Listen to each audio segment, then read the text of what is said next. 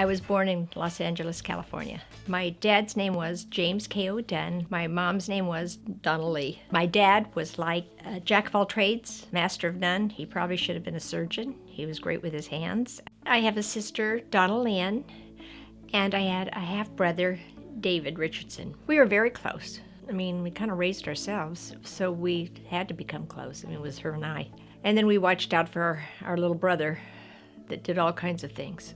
We had love in our family, but my mom and dad were divorced, and then my mom and stepfather were separated. In those days, they stayed together. They didn't get divorced, so our life was not normal. School was basically good. I mean, we had friends, and I'm half Asian, and at that time, people were racist, but my sister and I never had a problem with that. And I wanted to dance, and I wanted to do sports, but I couldn't stay after because we lived like 2 and 3 miles from school, and it was dark, and I couldn't come home late at night that way. So I didn't get to do school activities as much as I would have liked to.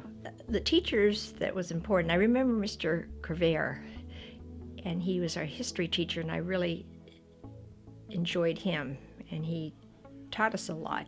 I graduated in 1965. I think probably about 300 people in the class, and I was glad to get through a school at that time. I think it was pretty outgoing. I had the bad kids, the socialites. I was friends with them all. I remember I was always good in PE. I could climb that rope to the ceiling in 5 seconds, and I could run fast. I met Adrian in 1965, the summer after I graduated from high school. And we went to this place called Goldfingers. That's when James Bond first came out, and he was in a band. And I think because all the girls liked him, were all that go with, they all wanted him, and he wanted me. So I think that's the reason why I started going out with him. Otherwise, I probably wouldn't have gone out with him. He was a good musician. I can't take that away from him. He just wasn't a very good husband. My experience having Brent, I was young when I had him. I was almost 19. He came out so swollen because they thought they were going to have to take him cesarean, and they didn't. So he looked like he'd been in a fight with Muhammad Ali. His eyes were swollen, his lips were big, and I thought, oh my goodness. But the next day, it went down. After I had him 5 weeks after I went to work, so I didn't get to spend time like I would have liked to, It was 5 weeks later, and I was working. He was a perfect little boy, and he was very good in sports. Oh, he loves horse racing to the day he dies. I mean, horse racing comes before anything. Horse, horse, horse. And his hands would go round and around, and his feet round and around and around. I went to work for Bob's Big Boy, and I was there like almost 8 years. And I became a manager, and then they used to send me out to open up all new stores all over the United States. I learned that I could train people, make decisions, learned a lot of things about myself that I never thought that I could have ever done, before. I learned I could travel. I could go and do things on my own. For Adrian, I was always a loyal, good wife. I went and did my job, and then I came back home, and then we had split up when Brent was 5, and I still worked another 3 years, and that's when I started traveling and going places, and I almost moved to San Jose. I went to open a store for Harry Matthews, and he asked me if I would stay, that I could have a job anytime I wanted to come back, because I had to open the store and train everybody and make the store work. So, and I did almost move to San Jose at one time. I'd been to a wedding, June Wayne Greeny's wedding, and Andy Morrow was there, and he asked me to come and meet him over at the Royal Inn, which was a hotel that had a bar. And I said, okay, and a girlfriend and I, we went over there, and then he took me, because they were best friends, over to meet Phil. I really don't remember that. He was with some girl, and he remembered me, but I didn't remember him. And then later, because we all started going out, because Andy owned the Villa Gambari, it was a bar, and we all went in there, and we all started going out and going to breakfast and going to different bars. And well, I went out with Andy Morrow first, and then he had moved away and went to Florida. And then Phil and I just kept going out as friends, and then I finally, after about a year, we hooked up. He was going to make me linguine and clam sauce, but I never got the clam sauce. Phil was always kind to all. If he'd give away a last $20, it didn't matter if he had the money or not. He'd say, "What's a $20 bill?" We had a lot of fun when we were young. We laughed. There was some bad moments too, because we could argue. I got pregnant in November, and we got married February the 26th. And we went to Las Vegas, and we were going to have, our friends, they had a restaurant, and they were going to give us a nice wedding. But then I got really sick with the flu, and I had to go to the hospital. And so then we just went to the county courthouse and got married. And then 11 years later, we renewed our vows in the church. Well, I couldn't wait to have her. And that was Nicole's father's first child, so he was so excited. He drugged me everywhere. We went to dinners. He pampered me. We lived in Irvine, California at the time, but my doctor's office was in Long Beach, and that was 30 miles away.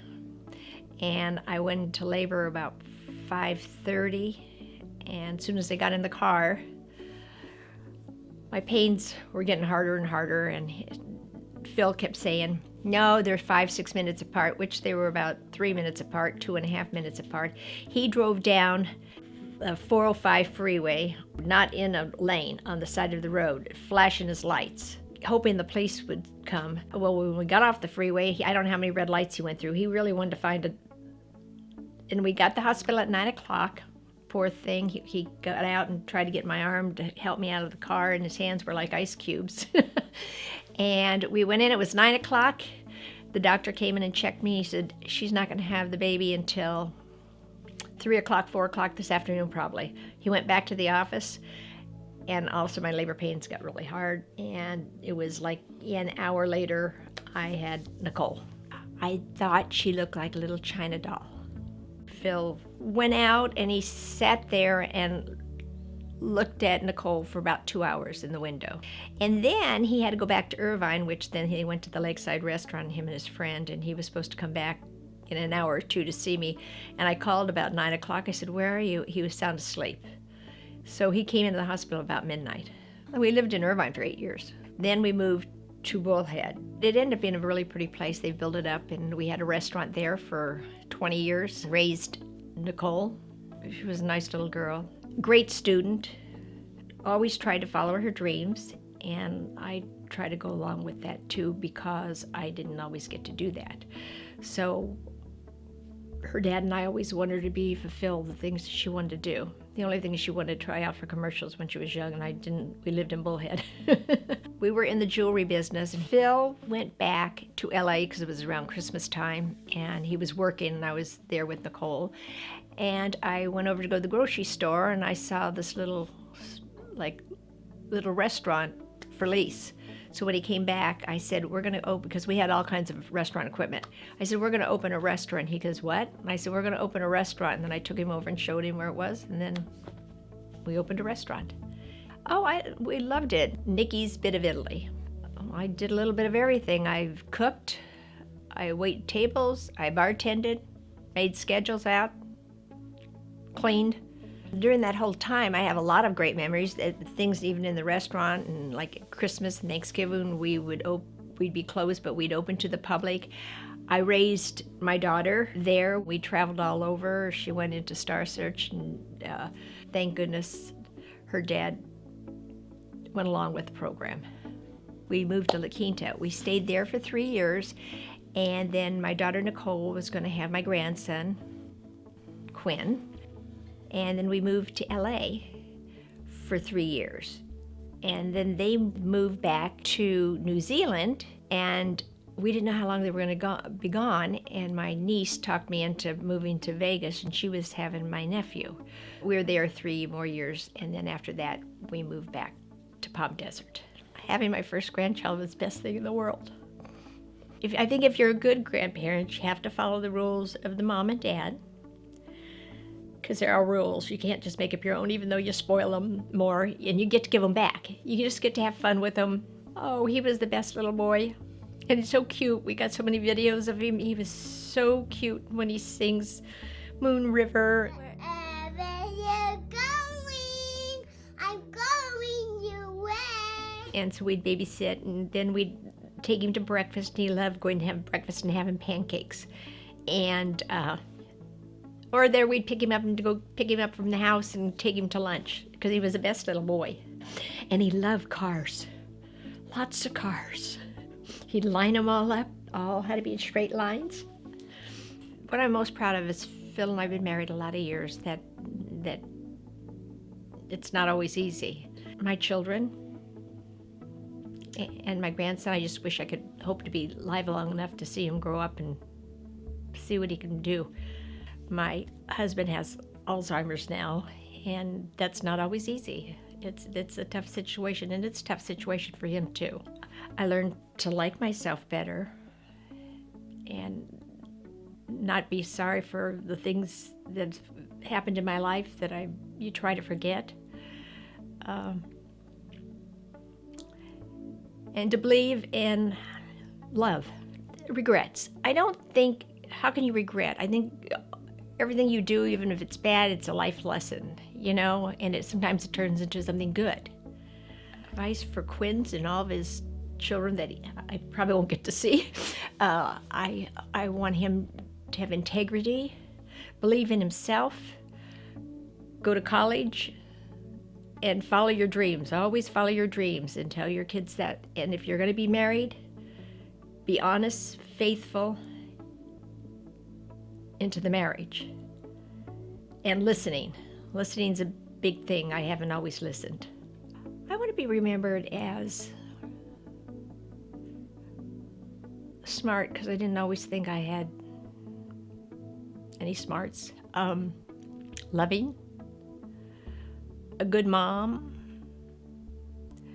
a good wife, a good grandma, and good to friends, which I think I've been very loyal to, and always probably just trying to be there, and by being. You must remember this, a kiss is just a kiss, a sigh is just a sigh. The fundamental things apply as time goes by. And when two lovers woo, they still say I love you. On that you can rely. No matter what the future brings as time goes by.